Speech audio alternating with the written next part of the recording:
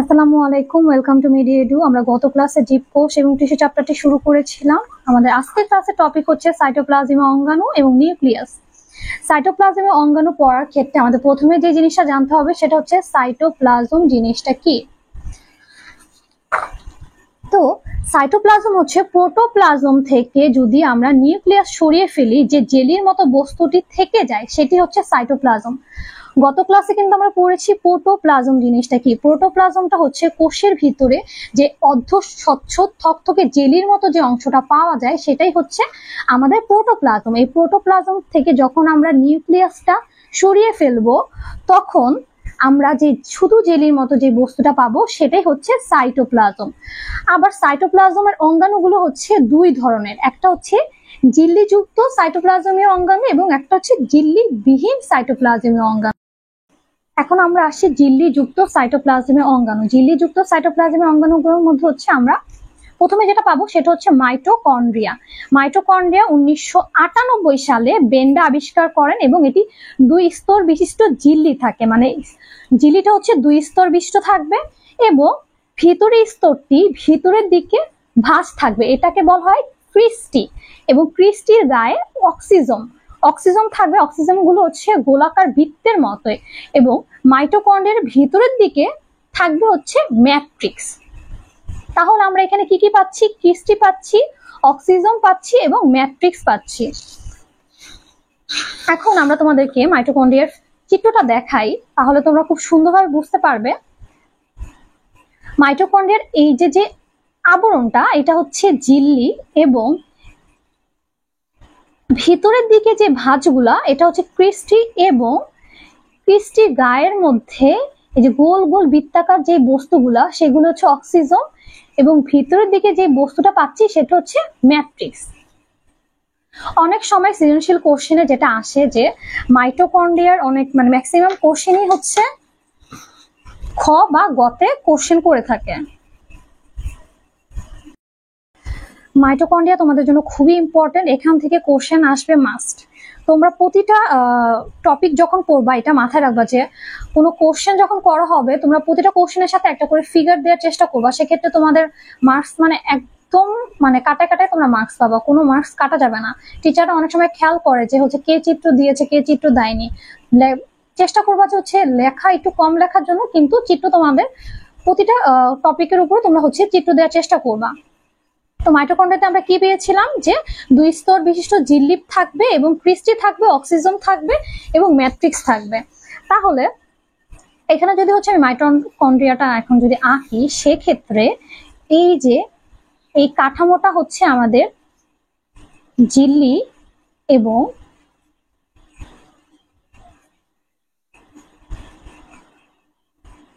এই যে ভাঁজগুলো আমি দিচ্ছি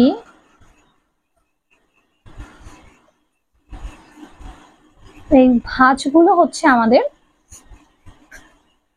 ক্রিস্টি এবং এখানে যদি হচ্ছে যে আমরা গোল গোল গোল গোল গোল গোল এই ডটগুলো, এই গোল গোল এই ডটগুলোই হচ্ছে আমাদের অক্সিজম আর ভিতরের এখানে যে বস্তুটি থাকবে সেটা হচ্ছে আমাদের ম্যাট্রিক্স। গেল। এখন আমরা যেটা করব সেটা হচ্ছে আমাদের জানতে হবে মাইটোকন্ড্রিয়ার কাজ কি, সে কি কাজ করে থাকে। মাইটোকন্ড্রিয়ার প্রধান যে কাজ সেটা হচ্ছে জীবের শ্বসন কার্যে সাহায্য করা। আচ্ছা,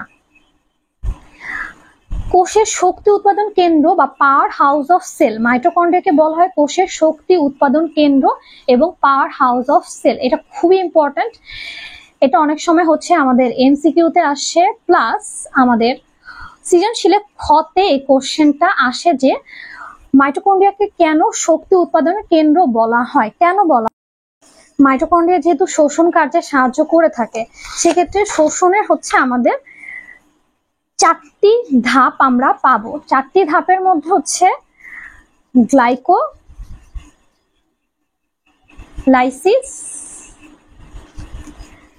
দেন হচ্ছে অ্যাসিটাইলকো,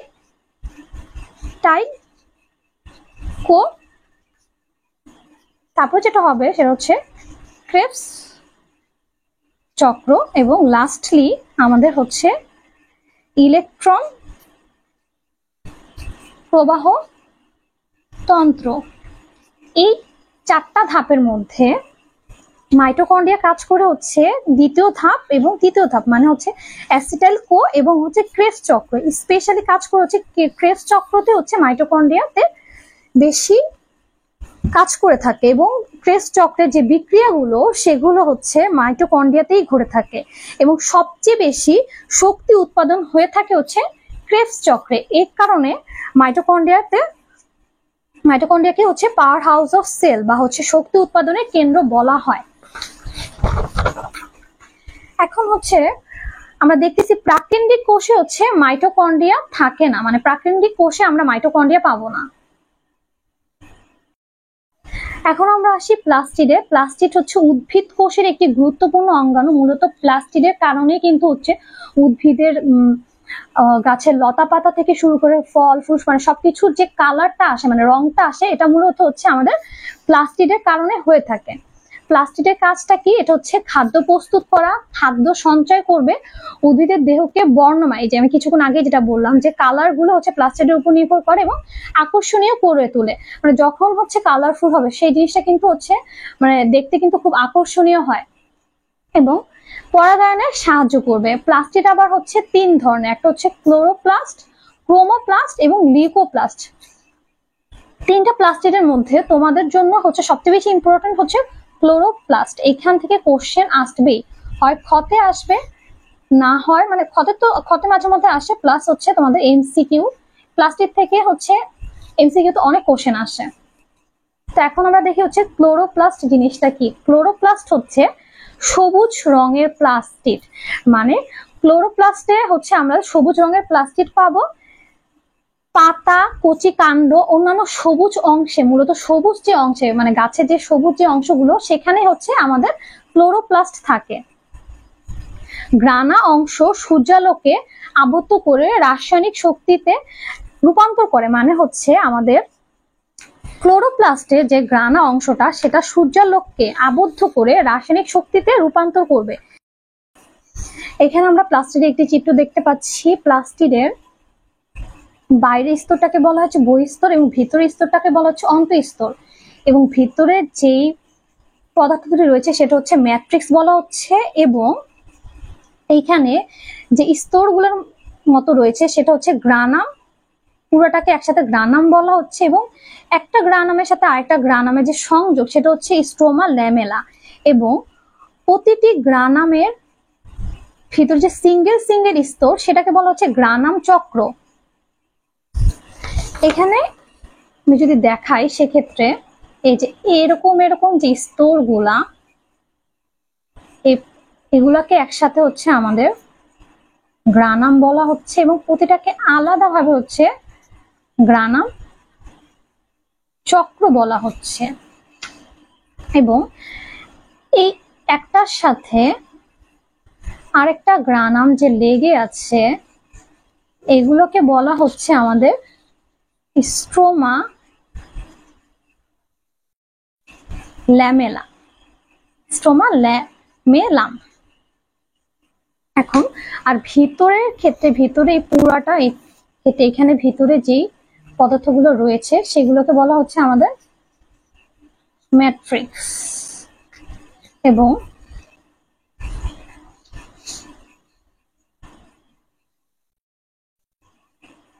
যেহেতু 2টা স্তর সেক্ষেত্রে আমরা যদি বাইরেরটা চিন্তা করি হচ্ছে বহিঃস্তর এবং ভেতরেরটা হচ্ছে অন্তঃস্তর। এখন আমরা আসি ক্লোরোপ্লাস্ট কি কাজ করে থাকে। এরা হচ্ছে সরল শর্করা তৈরি করে থাকে, উদ্ভিদের দেহ থেকে হচ্ছে সরল শর্করা তৈরি করে থাকে, এবং এখানে প্লাস্টিডের মধ্যে হচ্ছে আমরা ক্লোরোফিল থাকে। ক্লোরোফিল থাকার কারণে কিন্তু হচ্ছে সবুজ রং হয়ে থাকে। গাছের পাতা সবকিছু যেই কালার গুলো আমরা সবুজ পাবো সেখানে হচ্ছে আমাদের ক্লোরোফিল থাকবে। দেন আমরা যেটা পাচ্ছি ক্যারোটিনয়েড নামক রঞ্জক পদার্থ হচ্ছে আমাদের ক্লোরোপ্লাস্টে থাকবে।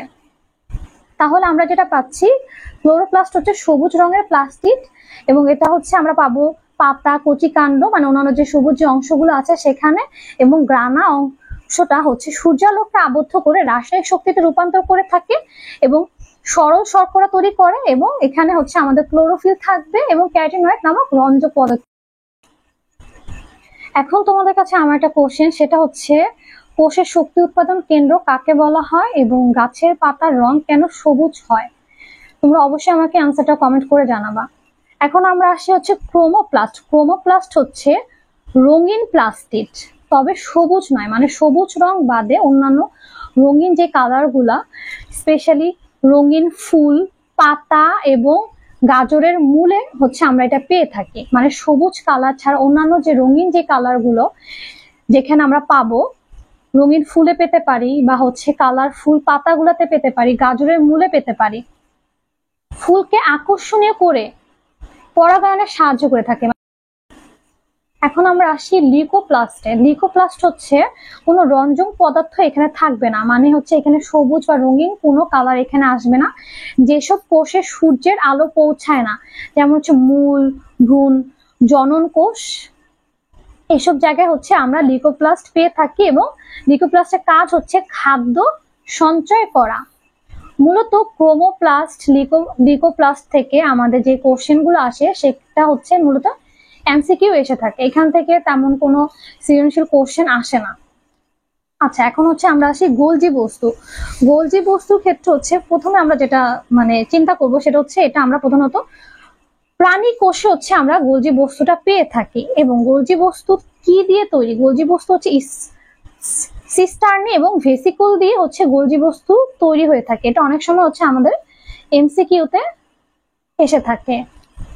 এবং বিভিন্ন উৎসেচকের পানি বিয়োজন সম্পন্ন, মানে এই গোলজি বস্তুতে বিভিন্ন উৎসেচকের পানি বিয়োজন যে প্রক্রিয়াটা সেটা এখানে সম্পূর্ণ হয়ে থাকে। এবং গোলজি বস্তুর আরো কাজ হচ্ছে এখানে হচ্ছে হরমোন নিঃসরণে ভূমিকা পালন করবে এবং প্রোটিন সঞ্চয় করে থাকে। এটার ক্ষেত্রেও সেম, এখান থেকে হচ্ছে মূলত এমসিকিউ কোশ্চেন গুলো হচ্ছে আমাদের সবচেয়ে বেশি আসে। তো আমাদের যেটা মনে রাখতে হবে, গোলজি বস্তু হচ্ছে আমরা প্রাণী কোষে পেয়ে থাকি এবং এটা তৈরি হয় হচ্ছে সিস্টার্নি এবং ভেসিকল থেকে। এটা খুবই ইম্পর্টেন্ট, এখান থেকে মানে ম্যাক্সিমাম টাইমই হচ্ছে আমাদের এমসিকিউ আসে। এবং এটার ভিতর হচ্ছে বিভিন্ন উৎসেচকের পানির বিয়োজন সম্পূর্ণ হবে এবং হরমোন নিঃসরণের ভূমিকা পালন করবে এবং প্রোটিন সঞ্চয় করে থাকে। এখন আমরা আসি এন্ডোপ্লাজম রেটিকুলাম। এন্ডোপ্লাজম রেটিকুলামে মূলত হচ্ছে এন্ডোপ্লাজম রেটিকুলামে আবরণীর গ্রাইভ প্রায় হচ্ছে রাইবোজোম লেগে থাকে। এই রাইবোজোম লেগে থাকে বলে কিন্তু হচ্ছে এর ভিতরে প্রোটিন সংশ্লেষণের ঘটনা ঘটে থাকে। আরেকটা যেটা সেটা হচ্ছে প্রপথ হিসেবে ব্যবহৃত হয়। এন্ডোপ্লাজম রেটিকুলাম প্রপথ বলতে এখানে বোঝানো হয়েছে, মনে করো দুটি কোষের মধ্যে তাদের ভিতরের পদার্থগুলো আদান প্রদানের জন্য যে পথ, সে পথটাকেই হচ্ছে বলা হয় প্রবাহপথ। এই কোষ থেকে আরেক কোষ এবং এই কোষ থেকে এই কোষের মধ্যে যে পদার্থগুলো যাচ্ছে যে পথের মাধ্যমে, সেটাকে হচ্ছে প্রবাহপথ বলা হচ্ছে। এবং এন্ডোপ্লাজমিক রেটিকুলাম উদ্ভিদ কোষ এবং প্রাণী কোষ উভয় কোষেই হচ্ছে থাকে, মানে উভয় কোষের উপস্থিতি থাকে। এবার আসি হচ্ছে কোষ গহ্বর। কোষ গহ্বর হচ্ছে সাইটোপ্লাজমে কোষের মধ্যে যে আপাত ফাঁকা যে স্থানটা দেখা যায়, মানে কোষ গহ্বরটা হচ্ছে সাইটোপ্লাজমের ভিতর কোষের মধ্যে যে ফাঁকা যে স্থানটা থাকবে, এই যে মনে করো যে এই সাইটোপ্লাজম এর মধ্যে যে ছোট ছোট ফাঁকা যে স্থান থাকবে সেটাই হচ্ছে কোষ গহ্বর। এবং বৃহৎ কোষ গহ্বর মূলত হচ্ছে আমরা উদ্ভিদ কোষে পেয়ে থাকি। উদ্ভিদ কোষের মধ্যে কিন্তু হচ্ছে একটা, মনে করো এটা উদ্ভিদ কোষ, এর মধ্যে বড় একটা কোষ গহ্বর হচ্ছে আমরা পেয়ে থাকি। তোমাদেরকে আগের ক্লাসে কিন্তু আমি চিত্রতে দেখিয়েছি যে উদ্ভিদ কোষে একটা বড় কোষ গহ্বর থাকে। এবং এই কোষ গহ্বরের মূলত হচ্ছে থাকে হচ্ছে কোষ রস। কোষ গহ্বরের ভিতর হচ্ছে আমরা কোষ রস পেয়ে থাকি। এবার আসি হচ্ছে আমরা লাইসোসোম। লাইসোসোমের মধ্যে হচ্ছে আমরা যেটা জানি সেটা হচ্ছে জীব কোষকে জীবাণুর হাত থেকে রক্ষা করে থাকে। লাইসোসোম জীব কোষকে জীবাণুর হাত থেকে রক্ষা করে থাকে। এবং এই রক্ষাটা কিভাবে করে? লাইসোসোমের মধ্যে যে উৎসেচক গুলো সেগুলো হচ্ছে আগত যে জীবাণুগুলোকে হজম করে, মানে হচ্ছে খেয়ে ফেলে। লাইসোসোমের এই উৎসেচক গুলো আগত জীবাণুগুলোকে খেয়ে ফেলার মাধ্যমে জীবাণুর হাত থেকে জীব কোষকে রক্ষা করে থাকে। এখন আমরা আসছি ঝিল্লিবিহীন সাইটোপ্লাজমীয় অঙ্গাণু। ঝিল্লিবিহীন সাইটোপ্লাজমীয় অঙ্গাণু হচ্ছে তিনটা: কোষ কঙ্কাল, রাইবোজোম এবং সেন্ট্রোজোম। মূলত হচ্ছে ঝিল্লিবিহীন সাইটোপ্লাজমীয় অঙ্গাণু থেকে হচ্ছে আমাদের এমসিকিউ আসে। এমসিকিউ তেমন একটা আসে না এখান থেকে, সৃজনশীল কোশ্চেন আর এমসিকিউ যে খুব বেশি আসে এরকম না, মোটামুটি মাঝে মধ্যে একটা দুইটা হচ্ছে চলে আসে। এখন আমরা দেখি হচ্ছে কোষ কঙ্কাল, যেটা কোষ কঙ্কাল হচ্ছে কোষ ঝিল্লি অতিক্রম করে কোষের ভিতরে ঢুকলে কোষ কঙ্কাল পাবো। আচ্ছা, কোষ ঝিল্লি অতিক্রম করে কোষের একদম ভিতরে যখন আমরা যাব সেই ক্ষেত্রে তখন হচ্ছে আমরা কোষ কঙ্কাল পেয়ে যাব। এবং কোষ কঙ্কালের কাজ কি? কোষ কঙ্কালের কাজ হচ্ছে কোষের ভিতর থেকে কোষকে ধরে রাখবে, মানে কোষগুলোকে ধরে রাখার কাজই হচ্ছে কোষ কঙ্কালের কাজ। এখন আমরা আসি রাইবোজোম। রাইবোজোম প্রাণী এবং উদ্ভিদ কোষ উভয় কোষে হচ্ছে রাইবোজোম পাওয়া যায় এবং প্রোটিন সংশ্লেষণে সাহায্য করে থাকে। এবং রাইবোজোমের মধ্যে যেটা হয়ে থাকে সেটা হচ্ছে প্রোটিনের পলিপেপটাইড চেইন সংযোজনের যে কাজটা, সেটা হচ্ছে আমরা রাইবোজোমে পেয়ে থাকি। এখন হচ্ছে আমরা আসি সেন্ট্রোজোম। সেন্ট্রোজোম হচ্ছে এটা হচ্ছে মেনলি আমরা হচ্ছে প্রাণী কোষে পাবো এবং নিম্ন শ্রেণীর উদ্ভিদ কোষে কদাচিৎ, মানে নিম্ন শ্রেণীর উদ্ভিদ কোষে হচ্ছে আমরা মাঝে মধ্যে পেয়ে থাকতে পারি। মূলত হচ্ছে আমরা সেন্ট্রোজোমটা প্রাণী কোষেই পেয়ে থাকি। প্রাণী কোষের নিউক্লিয়াসের কাছে দুটি ফাঁপা নলাকার বা দন্ডাকার হচ্ছে অঙ্গাণু দেখা যায়, সেটাই হচ্ছে সেন্ট্রিওল। আচ্ছা, এখানে আমরা দেখাই